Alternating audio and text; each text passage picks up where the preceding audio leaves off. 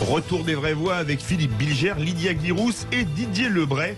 On écoute Patrick Cohen hier au soir dans C'est à vous. Questions et révélations sur l'origine du Covid. Le virus est-il né dans la nature ou dans un laboratoire? Et dans ce dernier cas, le laboratoire pourrait-il être américain?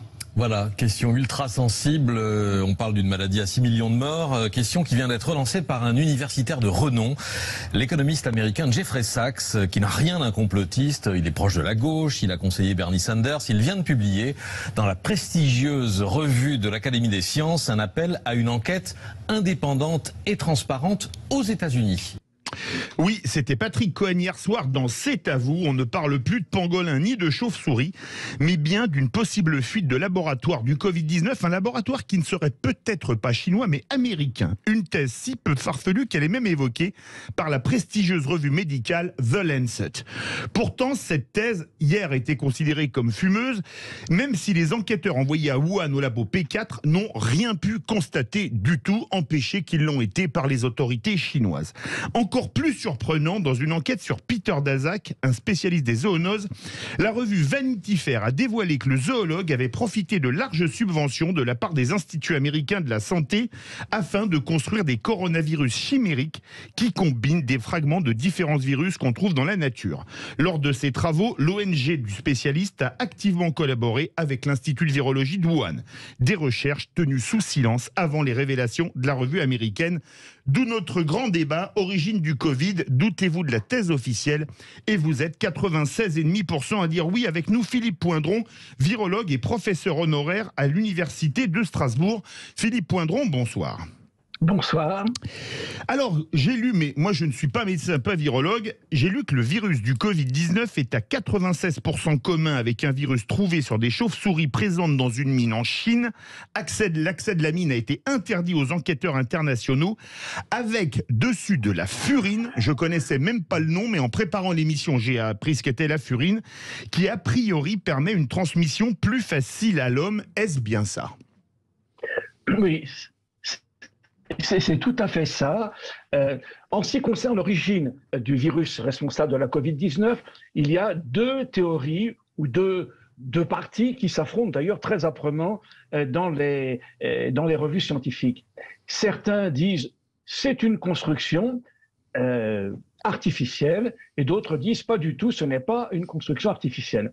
Alors en faveur de la construction artificielle, il y a, comme vous l'avez dit, le fait que ce virus responsable de la Covid-19 contient dans son génome, ses gènes, une séquence qui s'appelle la séquence furine et qui fait que ce virus est plus infectieux parce qu'en fait, il peut devenir infectieux dès qu'il a contacté la surface de la cellule. Alors, si l'on regarde ce qui se passe avec deux autres virus responsables de syndrome respiratoire aigu, le SARS-CoV, qui a donné une épidémie il y a quelques années en Chine, et puis le MERV, le Middle East Respiratory Syndrome Virus, qui a donné une épidémie en Arabie Saoudite. Si l'on regarde les génomes de ces virus, ils n'ont pas la séquence furine. Donc la séquence furine est très clairement spécifique de la souche responsable de la Covid-19. Alors ça pose évidemment un problème, puisque cette séquence, c'est quand même quelques acides aminés, et on ne voit pas très bien comment, par mutation, elle aurait pu être acquise. Et puis il y a des gens qui disent, mais pas du tout, c'est un virus qui a été recombiné, parce que ces virus se recombinent très facilement, qui se recombinaient il y a des années, et par conséquent, ce n'est pas une construction artificielle. Alors moi, ce qui me paraît tout à fait intéressant, c'est que l'épidémie a commencé à Wuhan. Hein. Rappelez-vous, hein, on a confiné Wuhan pendant 2 mois. Et Wuhan, c'est là où il y a ce fameux laboratoire P4, dans lequel, effectivement, des études sont menées sur les virus et sur les gains de fonction. Donc voilà, ça c'est un fait. Est-ce que le virus est échappé involontairement? Est-ce que, à supposer qu'il ait été fait là, est-ce que c'est une fuite volontaire? Ça, c'est difficile à dire. Mais en tout cas, c'est certain, c'est l'existence de cette séquence furine pose vraiment des questions. Philippe Bilger. Alors, mon cher Philippe, je ne sais pas si je dois vous remercier pour une fois de me donner la parole en premier, parce que j'avoue que malgré les explications limpides du professeur Poindron, j'avoue que quel est véritablement l'enjeu, monsieur le professeur, à la fois sanitaire et politique de ce débat. J'avoue que je suis perdu. Sans taxer quiconque de complotisme, et Philippe parlait de la revue prestigieuse qu'était The Lancet. J'ai cru comprendre que parfois cette revue elle-même était discutée en tout cas à une certaine époque. Alors que faut-il penser de tout ça? Et pardon de vous renvoyer des questions.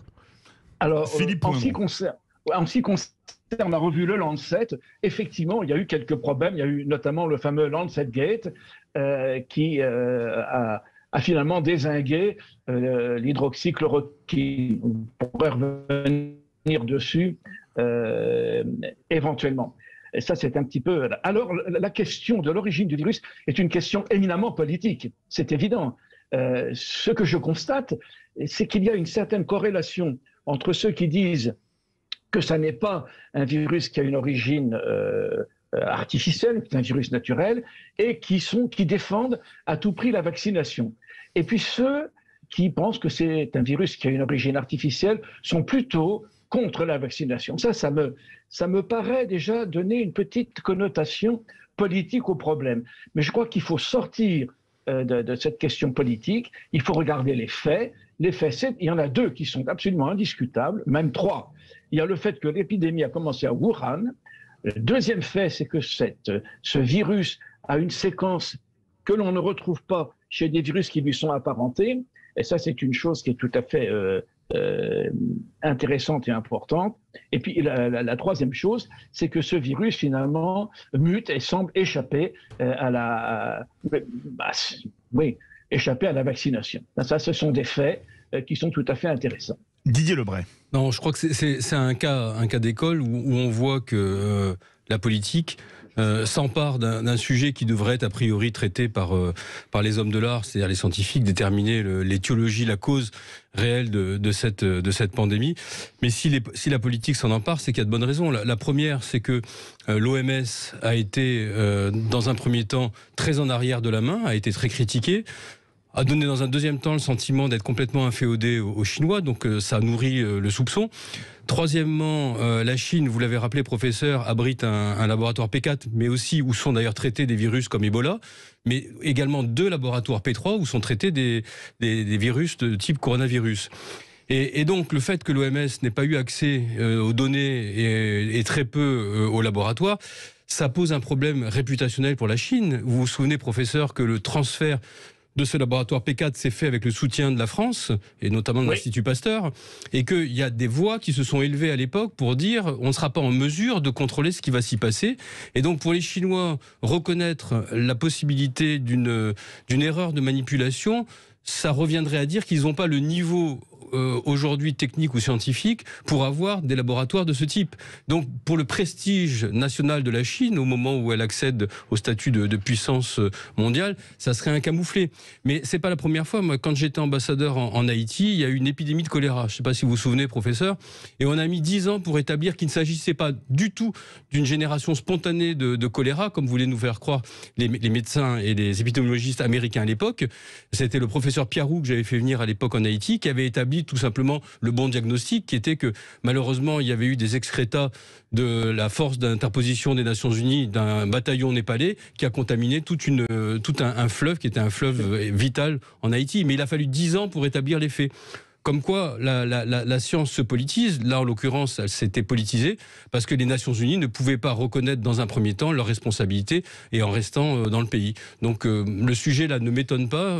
La Chine, à mon avis, aura beaucoup de mal, si c'est sa responsabilité qui est engagée, à reconnaître ses torts. Philippe Poindron.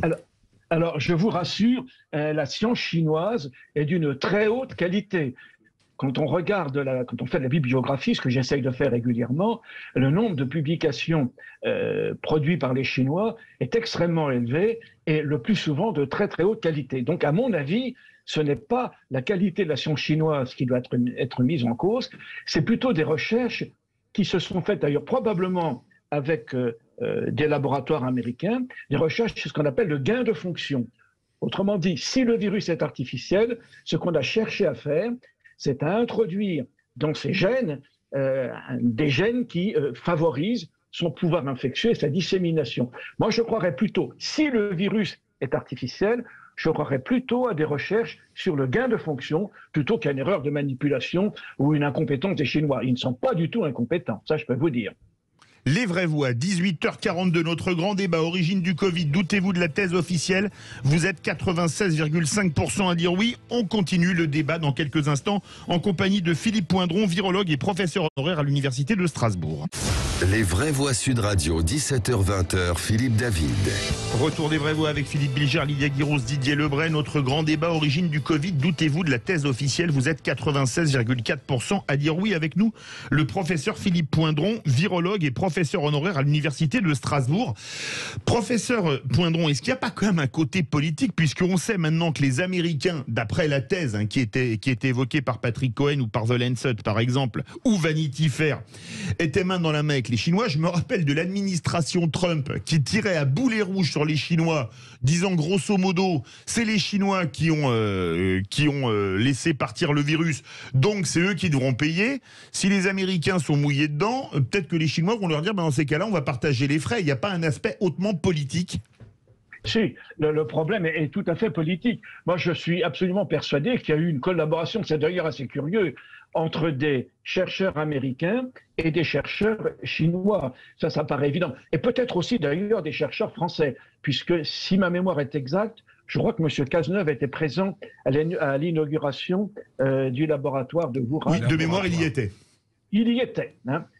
Donc, si vous voulez, évidemment, c'est très intéressant d'avoir un laboratoire ultra sécurisé, P4, qui n'est pas signé en Europe ni aux États-Unis. Comme ça, s'il y a une catastrophe, ça ne touche pas le continent européen ou le continent américain. Donc, je suppose qu'il y a... Mais le problème est éminemment politique. Ça me paraît évident. Il est lié, de mon point de vue à moi, à des problèmes également de santé publique, type vaccination, négation de l'utilisation de certaines molécules. Et tout ça est étroitement lié. Ça me paraît évident. Personnellement, je vais vous donner mon avis. J'aurais tendance à croire qu'effectivement, il est hautement improbable que le virus soit entièrement naturel.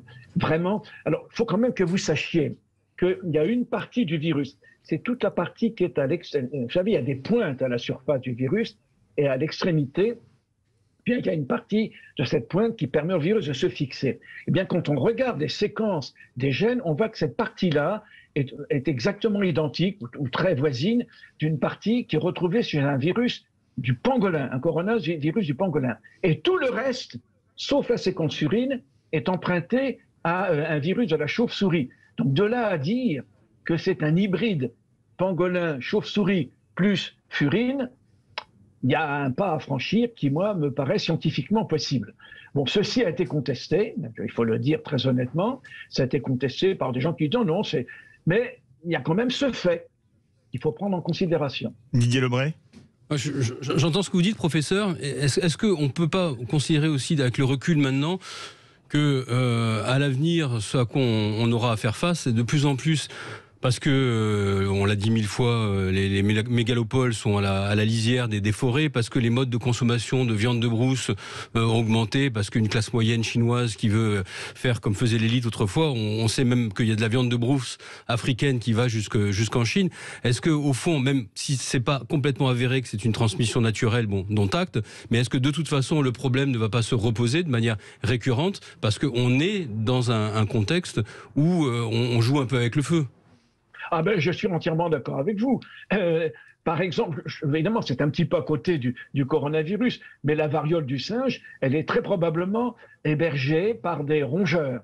Et il est évident que les rongeurs, ça va un petit peu partout. On sait que la variole du singe est apparue aux États-Unis, importée par un singe, semble-t-il, mais peut-être aussi par des rongeurs. Donc le fait qu'il y ait sur cette mondialisation des échanges, notamment de nourriture, c'est un facteur de diffusion de ces viroses. Ça, il n'y a aucun doute. Mais alors, je voudrais vous poser une dernière question. Il nous reste 1 minute 45. Oui. Un virus, ça mute éternellement ou ça peut arrêter de muter un jour ou l'autre? Et vous avez parlé des séquences. Qu'est-ce que c'est exactement une séquence? C'est une partie d'un virus? Alors, une séquence, c'est une partie d'un virus, c'est une série de... la séquence urine, elle fait quelques acides, ce qu'on appelle les acides aminés, c'est une petite partie de la protéine, et évidemment, elles peuvent être introduites, et je ne crois pas qu'elles puissent être acquises par simple mutation. Hein. Ça me paraît vraiment très, très, très, très difficile à admettre. Et puis, ce qui est très curieux, c'est que les 2 autres coronavirus responsables de syndrome respiratoire n'ont pas cette séquence. Ça, c'est quand même très curieux. Alors, un virus, ça mute, mais les possibilités de mutation ne sont pas universelles. Il y a un moment donné, notamment si l'immunité est collective, il a épuisé ses possibilités de mutation et à ce moment-là, il disparaît. C'est le cas par exemple des virus de la grippe. Hein. Il y a un moment donné où les possibilités de mutation, comme tout le monde pratiquement a été atteint par la grippe, à un moment donné, les possibilités de mutation sont épuisées et puis on passe à un autre virus. Merci beaucoup, professeur Philippe Poindron, virologue et professeur honoraire à l'Université de Strasbourg. Verdict sur Twitter, origine du Covid, doutez-vous de la thèse officielle? Vous êtes 96,1% à dire oui.